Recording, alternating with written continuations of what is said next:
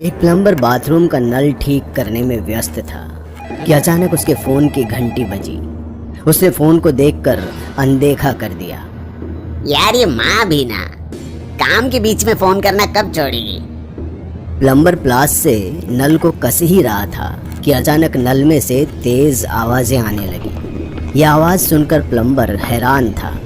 वो तुरंत उस आवाज को सुनने के लिए जैसे ही आगे बढ़ा कि आवाज एकदम से बंद हो गई। प्लम्बर अभी पीछे हट ही रहा था कि नल में झटके से खून बहने लगा, जिसे देख उसके होश ठंडे पड़ गए। उसने कोशिश की कि नल किसी तरह से बंद हो जाए, पर उसकी सारी कोशिशें बेकार रही। अंततः जब इस मुसीबत का कोई हल नहीं निकला तो उसने भागना ही बेहतर समझा, मगर किसी ने उसका हाथ कसकर पकड़ लिया। प्लम्बर ने जब नज़रें घुमाई तो उसे सूट बूट में एक अधेड़ उम्र का आदमी दिखाई दिया, जिसकी आंख कुएं से भी ज़्यादा गहरी थी। वह प्लम्बर को देख ऐसे मुस्कुरा रहा था मानो उसे अभी खा जाएगा। तुम्हें अपनी माँ से बात कर लेनी चाहिए, कम से कम थोड़ा इमोशन तो मिलता। बोरिंग लोगों की इस दुनिया में और मेरे शो में कोई जगह नहीं। इतना कहते ही अधेड़ उम्र के आदमी ने प्लम्बर का सर उसी बेसिन में घुसा दिया जो खून से भर चुका था। प्लम्बर एक एक सांस के लिए छटपटा रहा था, मगर उसे मिली तो सिर्फ मौत। प्लम्बर के मरते ही वो अनजान अधेड़ उम्र का शख्स भी अब गायब हो चुका था।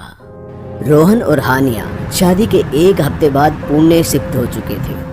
रोहन की कंपनी ने उसे प्रमोशन और शादी के तोहफे में ये फ्लैट 6C गिफ्ट किया था। रोहन और हानिया अभी फ्लैट में घुसे ही थे कि अचानक घर की बिजली चली गई। हानिया अंधेरे से बहुत डरती थी, जिसके चलते उसने रोहन का हाथ कसकर पकड़ लिया। अरे बाबा, मैं हूं ना तुम्हारा रोहन, डरो मत, रुको मुझे फ्लैश जलाने दो। रोहन के फ्लैश जलाते ही उस अंधेरे फ्लैट में कुछ उजाला हुआ और दोनों ने अपना लगेज एक किनारे लगाया और थकान के चलते दोनों सोफे पर बैठते ही सो गए। मगर उस अनजान फ्लैट में वो शख्स भी था जो दूसरे सोफे पे बैठ उन्हें देख रहा था। उसके चेहरे पर हल्की सी मुस्कान आई और उसने अपनी बुलंद आवाज में कहा, Let's the show begin. उसके इतना कहते ही दोनों की नींद खुल गई और बाहर कोई जोर से दरवाजा पीटने लगा। बिना बिजली के इतनी रात को किसी का जोर से दरवाजा पीटना हानिया को बेचैन कर रहा था। उसका हलक सूखने को हो गया था कि तभी रोहन के फोन की घंटी बजी। रोहन ने फोन चेक किया तो पाया कि दरवाजे पर डिलीवरी वाला उनका ऑर्डर लेकर आया है। रोहन और हानिया मेज पर मोमबत्ती जलाए एक बेहद खूबसूरत कैंडल लाइट डिनर कर रहे थे। हानिया बेहद प्यार से रोहन को अपने हाथों से खिला रही थी। बेबी, तुम्हें हमारी पहली डेट याद है? भला वो मैं कैसे भूल सकता हूँ, कॉलेज के बाद कितने चक्कर लगाए थे मैंने। रोहन की इस बात पर दोनों की हंसी छूट पड़ती है। अगले दिन जहां हानिया अपने बेडरूम को सजा रही थी, वहीं रोहन सोफे पर पसर टीवी के चैनल बदल रहा था। तुरंत उसकी नजर एक ऐसे शो पर पड़ी जो काफी आकर्षक लग रहा था। ये एक real life commentary based show था, जिसमें नवविवाहित जोड़ों की जिंदगी पर एक आदमी कमेंट्री करता है। माया और विजय अभी अभी अपने घर में आए हैं, पर ये क्या, उनके घर में आते ही घर की बिजली चली गई। ये शो तो मुझे कल रात का फ्लैशबैक दे रहा है। बिजली भले ही चली गई हो, पर माया और विजय का प्यार अभी भी बरकरार था। दोनों एक दूसरे की आंखों में आंखें डाल कैंडल लाइट डिनर कर रहे थे। ये सुनकर रोहन को बड़ा अजीब महसूस हुआ, क्योंकि टीवी में दिखाई जा रही घटना इत्तेफाक से उनके साथ भी हुई। पर इससे पहले कि रोहन उस पर कुछ गौर कर पाता, हानिया कमरे के अंदर से चिल्ला पड़ी। रोहन ने शो को अनदेखा कर हानिया की मदद करना ज्यादा जरूरी समझा और तुरंत कमरे की ओर चल दिया। रोहन के जाते ही सूट बूट वाले अधेड़ उम्र के आदमी ने टीवी में से झांकते हुए कहा, माया और विजय का पहला दिन तो बहुत एवरेज रहा। आप लोगों को क्या लगता है, क्या दूसरे दिन हमें कुछ मसालेदार देखने को मिलेगा? Stay tune. रोहन कहीं बाहर जाने के लिए तैयार हो ही रहा था कि इतने में हानिया कमरे में आई और कमरे का दरवाजा बंद कर दिया। हानिया रोहन को कामुक दृष्टि से देखे जा रही थी। ओ हानिया, तुम तैयार नहीं हुई अभी तक? अरे जल्दी करो बाबा, हमारा रिजर्वेशन है। डिनर इंतजार कर सकता है, पर मैं नहीं। मैं कुछ समझा नहीं, एक्सप्लेन करोगी? लगता है तुम्हें अच्छे से समझाना पड़ेगा। हानिया के कामुक उत्तेजना सारी सीमाएं लांघ चुकी थी, जिसके चलते उसने अपनी कमीज उतार फेंकी। रोहन भी अपनी वासना पर काबू नहीं कर सका। उसने हानिया को अपनी बाहों में भींच लिया और दोनों गर्म सांसों से एक दूसरे को चूमने लगे। रोहन अगले दिन एक बार फिर सोफे पर लेटकर वही शो देख रहा था। माया और विजय को आज एक डिनर पर जाना है, मगर माया पर काम वासना इस कदर भारी है कि वो अपने जिस्म से कपड़े उतार कर रोहन को अपनी ओर आकर्षित करने लगी। रोहन भी अपने कपड़े उतार हानिया को अपनी बाहों में भरने लगा। रोहन जो इस शो को एक दर्शक की तरह देख रहा था, अपना और हानिया का नाम सुन और उनके कल रात के निजी क्षणों को टीवी पर देख दंग रह गया, जिसके चलते उसने टीवी बंद करना चाहा, पर टीवी था कि बंद होने का नाम ही नहीं ले रहा था। आखिरकार रोहन ने टीवी के स्विच को निकालना ही बेहतर समझा, मगर टीवी फिर भी बंद ना हुआ। आखिरकार पूरे लाइव टेलीकास्ट के बाद शो के मेजबान मिस्टर शो टीवी स्क्रीन पर आए और रोहन को देखते हुए बोले, उम्मीद है आपको ये एपिसोड पसंद आया होगा। जल्द ही मिलेंगे आपसे आखिरी एपिसोड में।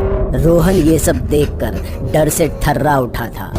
अचानक उसे बाथरूम से हानिया के चिल्लाने की आवाज आई। बिना कुछ सोचे वो बाथरूम की ओर दौड़ पड़ा, पर दरवाजा अंदर से बंद था।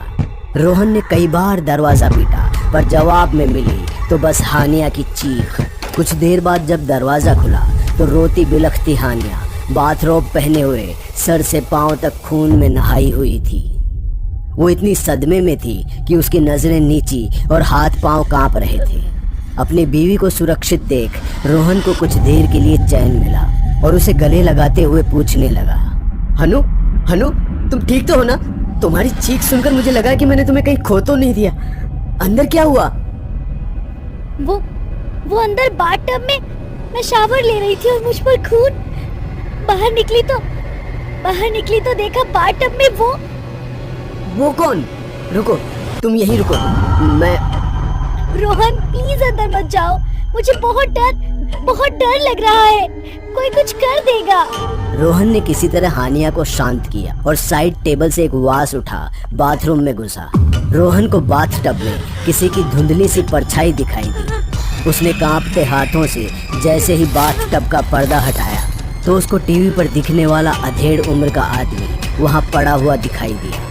उसकी कलाई कटी हुई थी, जिसके कारण पूरा बाथटब खून से भर चुका था। शव को देखकर रोहन की रीढ़ में सिहरन दौड़ गई, क्योंकि ये वही आदमी था जिसे उसने टीवी पर अपने निजी पलों को प्रसारण करते हुए देखा था। रोहन को अब ये यकीन हो चुका था कि ये फ्लैट नंबर 6C शापित और भूतिया है।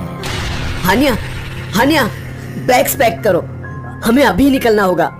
दोनों सूटकेस में सामान पैक करके फ्लैट से भागने को हुए ही थे कि अचानक पूरे घर की लाइट चली गई और सारे दरवाजे धम से अपने आप बंद हो गए। रोहन और हानिया जो लिविंग रूम में अपने बैग्स के साथ खड़े थे, एकदम से उनके आगे एक स्पॉट लाइट पड़ी जिसमें मिस्टर शो खड़े थे। हानिया और रोहन एक दूसरे का हाथ पकड़ धीरे धीरे पीछे हटने लगे। स्वागत है आप सभी का इस शो के फाइनल एपिसोड में। अभी तक हमने रोमांस देखा, इंटीमेसी देखी और अब देखेंगे मौत। हमें जाने दो, आखिर हमने तुम्हारा क्या बिगाड़ा है? चलो तुम्हें एक कहानी सुनाता हूँ। आज से ठीक 10 साल पहले मैं और मेरी बीवी इसी फ्लैट में रहते थे। एक हिट टीवी शो के बाद मेरे प्रोड्यूसर ने मुझे कुछ नया लाने को कहा, जिसकी रिसर्च के लिए मैं इस फ्लैट में आ गया और ऐसे ही शो का कॉन्सेप्ट क्रिएट किया जहां कपल्स की रियल लाइफ टीवी पर लाइव कमेंट्री के साथ दिखाई जा सके। इसी फ्लैट में बिना अपनी बीवी को बताए मैंने 6 कैमरे लगाए। और फुटेज रिकॉर्ड होने के बाद उस पर कमेंट्री करने लगा। अफसोस कि मेरी बीवी को हमारे बाथरूम में एक कैमरा दिख गया और वो फ्लैट छोड़कर जाने की धमकी देने लगी। अब भला उसे कैसे समझाता कि यही सब तो वायरल हो जाता है, पर वो पगली भी ना, क्या ही बोले। तो तुमने क्या किया उसके साथ? खेलना चाहोगे? मिस्टर शिव ने तुरंत ही रोहन के जिस्म पर कब्जा कर लिया और उसकी आंखें स्याह काली हो गई। इससे पहले कि हानिया कुछ समझ पाती, रोहन या फिर कहीं मिस्टर शिव ने उसका गला दबा उसे मौत के घाट उतार दिया और सामने देखते हुए बोले, तो ये था हमारा फाइनल एपिसोड और हम लौटेंगे एक नए कपल के साथ। तब तक के लिए गुड बाय, शब्बा खैर। और इसी गुड बाय के साथ उसने रोहन का सर टीवी में घुसा दिया, जिससे मौके पर ही उसकी मौत हो गई। दोस्तों, अगली बार अगर आप कोई टीवी शो देखें तो जरा संभल कर, कहीं अगला नंबर आपका ना हो।